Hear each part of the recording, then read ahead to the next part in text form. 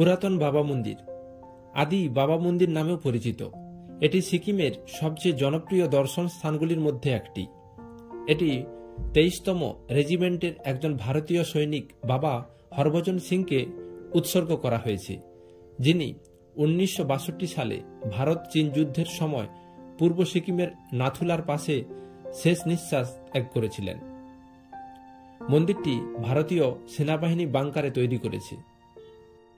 1969 সালে বাবা হরভজন এই শাহাদাতের জন্য মরণোত্তর মহাবীর চক্রে ভূষিত হন।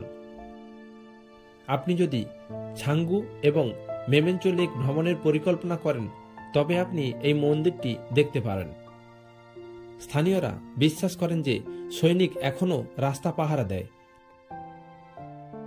বিশ্বাস করা হয় যে মন্দিরে রাখা জলের নিরাময় ক্ষমতাও রয়েছে, যা শারীরিক অসুস্থতা নিরাময় করতে পারে। এই জল 21 দিনের মধ্যে খাওয়া উচিত এবং এই সময়ের মধ্যে আমিষ খাওয়ার কঠোরভাবে নিষিদ্ধ। তাছাড়া মন্দিরের পাদদেশে রাখা চপ্পল পাবেন।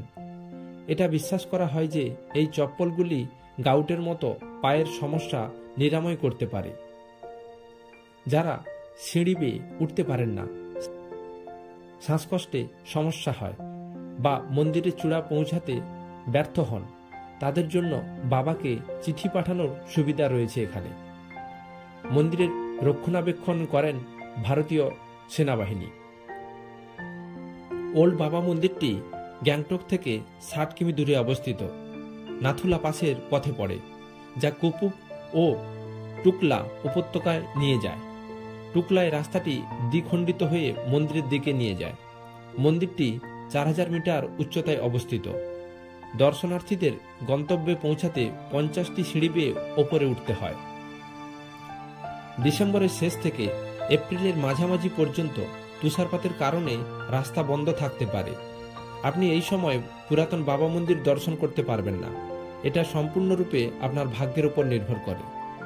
এই সময়টি ছাড়া যে কোনো সময় মন্দির দেখার জন্য ভালো সময়।